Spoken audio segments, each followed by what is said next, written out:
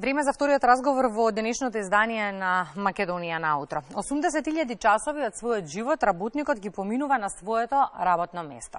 Неретко работната позиција му наложува телото да е во непроменета позиција, тоа пак причинува одредени здравствени проблеми.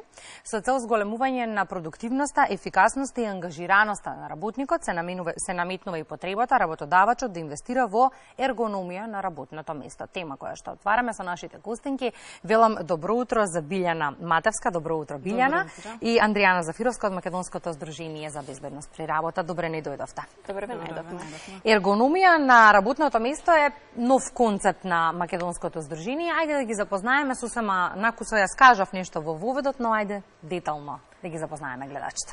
Би сакала само како кратко подсетување како вовед на разговорот. Македонското здружение за заштита при работа постои веќе 50 години. Тоа е фокал поинт на Европската агенција за безбедност и здраве при работа, единствен ЦИС колаборативен центар на меѓународната организација на труд. Во нашето долгогодишно искуство имаме навистина остварено голем број на активности со цел унапредување на безбедност и здравето при работа кај сите засегнати страни, остварувајќи голем број на тематски облаки. Во периодов, како што споменавте, започнуваме еден нов концепт или еден нов пристап, ако може така да кажем, ергономско уредување на работните места. Можам да кажам слободно дека горди сме што на некој начин ја започнуваме да ја трасираме ова патека. Знаете, секогаш кога е нешто ново може би е тешко прифатливо за останатите, но тука би се заблагодарила за вашиот интерес што ќе начнеме оваа тема. Ергономија е широка, меѓутоа да споменеме или да ги запознаеме накуса гледачите. Сите теми кои што се во интерес на граѓаните и работниците не засегаат нас и секако добро е да им ги доближиме. Јас би замолила само додека разговараме, имаме и видеоматеријали кои што би било добро да ги погледнете и некако визуелно да ви го доближат се во ова што ние ќе го говориме. Ергономија на работно место. Што е тоа? Така, само би сакала накуса да споменам дека всушност ергономијата потекнува уште многу одамна, дури од самите почетоци на човековото постоење, кога луѓето нели ги модифицирале своите алатки за да го олеснат својот начин на живење. Раните почетоци се некаде во Соединетите Американски држави, односно пред 50 година, некаде во Европа се појавува во последниве 20 и 30 години. Меѓутоа, кај нас веќе докажаните бенефити почнуваме да ги имплементираме. Ергономијата е една навистина широка наука, опфаќа голем број други, значи има интердисциплинарен приод. Меѓутоа, кога станува збор, значи фокусот е кон човекот, а не кон машината. Тоа што го гледаме и во моментов. Така, значи да ги прилагодиме машината, околните средства, опремата на човековите потреби и на човековите можности и ограничувања. Она што не представува ергономија, тоа не станува збор само еден општ разум, значи треба да се приспособи на индивидуалните разлики. Да, има навистина многу документација, чек-листа, но да не застануваме само на тоа, да го прошириме тој дел. Ергономијата станува збор и треба да биде во оние комплексни системи каде што една човекова грешка може да причини до огромна несреќа или несреќа по човековиот живот. Затоа тука треба да се вклучат менаџерите од каде што потекнува и се во насока на подобрување на безбедноста и здравјето нели кај своите работници. Според одредена статистика, за жал Македонија како и за одредени области немаме статистика во однос и на заболувања или пак во однос на трошоци, но на што можеме да се потпреме на едно истражување, бидејќи мускулоскелетните заболувања не спомнав дека се како една од најчестите болести од неуредни ергономски работни услови. Значи, според европска статистика, која што е последно истражување, говори дека до 3% од бруто националниот производ се трошат за санирање на последиците од мускулоскелетните заболувања. Ако тоа го префрлиме во Македонија, тоа би значило дека на годишно ниво би се трошеле 12 милиони денари. Зошто да ги трошиме овие средства на санирање на последиците, кога можеме тоа да го направиме во делување на она превентивна култура? Ајде сега малку да некако и продлабочиме темата. Одговорот на наредното прашање Билјана ќе биде добре доеден за работодавачите кои што треба да размислуваат на оваа тема, бидејќи работниците секако сакаат и комотни и добри работни места, меѓутоа некако се за жал зависи од работодавачите и нивната добра волја. Кои се последиците од неергономски организираните работни места? Видете, има многу бројни последици кои што се јавуваат како последица од неергономски дизајнирани или организирани работни места. Меѓутоа, еве едно истражување кое што е извршено од страна на Европската фондација за подобрување на животните и на работните услови, кое што е спроведено во рамките на ЕУ, кажува дека дури 60 милиони работници се заболени од тие мускулоскелетни заболувања кои што произлегуваат од несоодветна организација, односно несоодветно ергономско редување на работните места. Еве сега ќе се фатиме само за накратко за мускулоскелетните заболувања. На компјутерските работни места постојат низа мускулоскелетни заболувања кои што може да наштетат здравјето на работникот, иако работната опрема се состои само од тастатура и маус, па ќе речеме да, тоа се безбедни работни места, меѓутоа тоа не е така. Карпал тунел синдром е една од тие мускулоскелетни заболувања.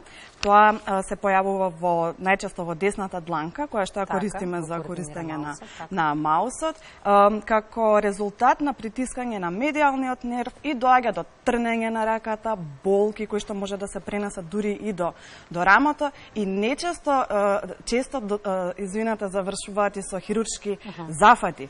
Можеби тоа не е многу познато кај нас, нели, како таков синдром, меѓутоа еве лично јас го имам почувствувано тој синдром многу пати на работа. Па за тоа знам дека треба да сопрам, да направам истегнување на раката, на дланката, да ја спуштам, да ја сменам положбата и така натака. Меѓутоа не завршува тука приказната со дланката, затоа што тие мускулоскелетни може да се појават и во цервикалниот дел на ребетниот столб, односно во вратот, во лумбалната регија, во колената, во стапалата, буквално целиот мускулоскелетен систем е изложен на ризици од појава на овие заболувања. Меѓутоа, ако погледнеме малку пошироко излеземе нели само од телото на работникот, честопати тие неправилни работни положби или повторувачки движења, справување со товар, исто така имаат влијание врз појавата на овие заболувања. Нечесто се наоѓаме ние во некоја неправилна положба при работењето, што значи не го држиме рбетот исправен во една S форма, туку сме малку и подгрбавени.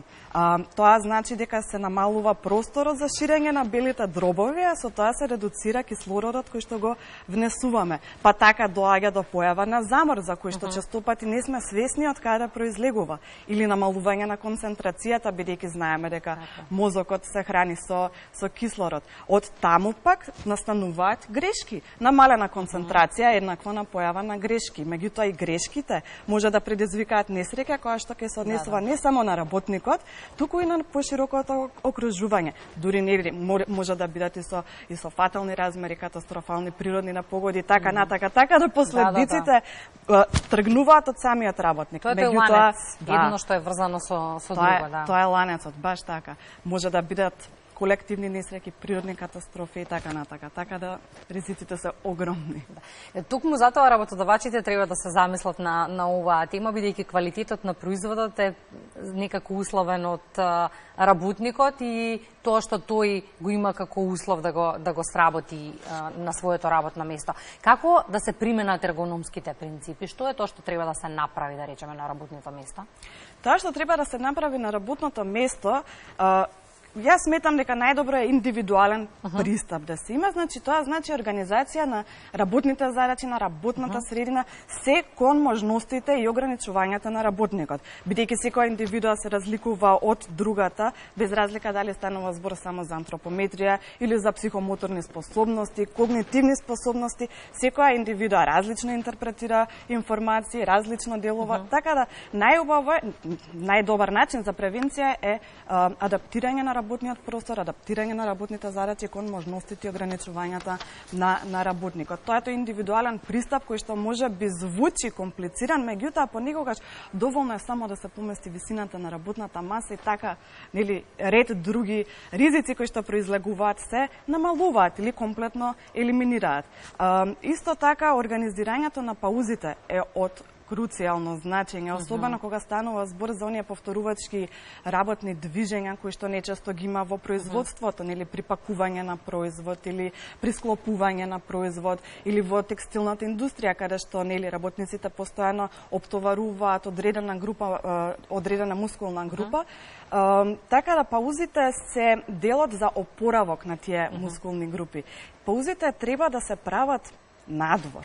Паузите треба да се прават во движење. Значи, најголема грешка која што сите ја правиме е за време на паузата да седиме на компјутер и да си ги листаме социјалните мрежи. Тоа е најголемата грешка. Дека одмараме. Да, затоа што се одмараме, меѓутоа ништо не одмараме. Ниту очите ги одмараме, ниту телото му даваме можност да се опорави. Така да паузите се ефикасни доколку се чести, наместо да има една голема пауза, најдобро е на секој час, на секој половина час да се стане, да се прошата, да се растегне телото, па после да се врати на работа. И тоа е научно докажано дека тие паузи се многу далеку поефикасни за работниците.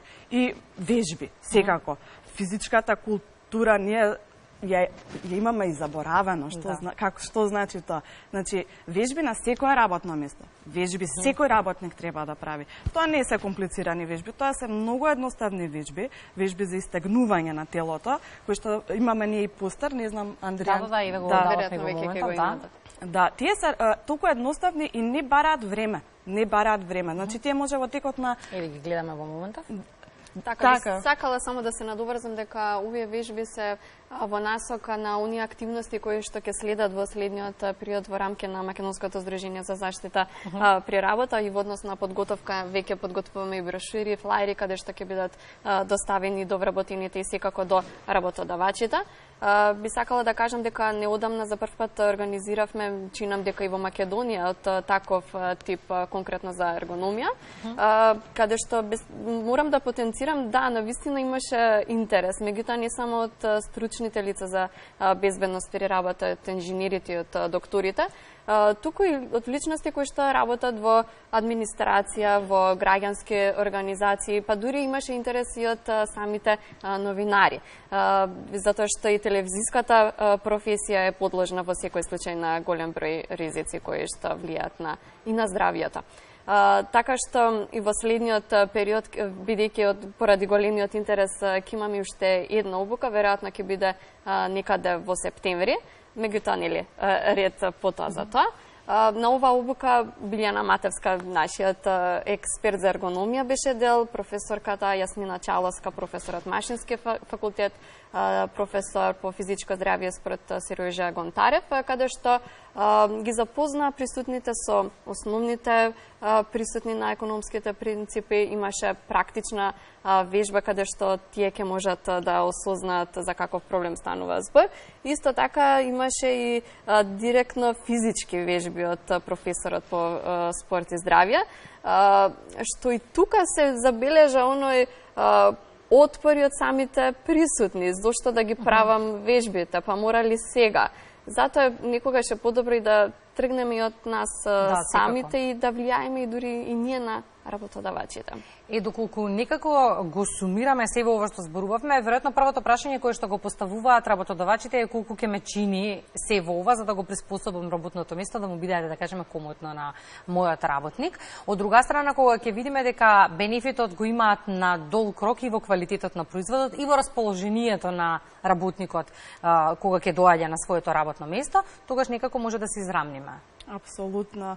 Веќе е докажано кои се бенефитите. Значи има пресметка колку треба да се вложи и како тоа ќе резултира на крај, нели, од економски аспект. Така, да. Меѓутоа, нели, ако ги земеме бенефитите, може да ги поделиме на бенефити на работникот, имаме здрав работник, продуктивен работник, мотивиран работник, со зголемен морал, задоволен од работата и така натака, што е еднакво на зголемена продуктивност.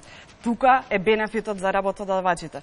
Тоа значи намалени трошоци за повреди, намалени трошоци за отсуства, а од друга страна нели имаме и зголемување на профитот. Меѓутоа да не гледаме пак толку блиску на работите, да не гледаме само на работник и работодавач, ние со овој пристап имаме едно посрекно и поздраво општество. И тоа те како ќе влие на економската состојба кај нас. За ергономски организираните работни места во светот многу веќе одамна се знае, многу одамна се преминува како принцип. Кај нас наредниот период ќе се промовира и актуализира, но она што ме интересира, веројатно имавте некој истражување пред да го започнете овој нов концепт. Колку во Македонија на работните места се преминува овој концепт? Колку се ергономски организирани, колку работодавачите вложуваат во своите работници?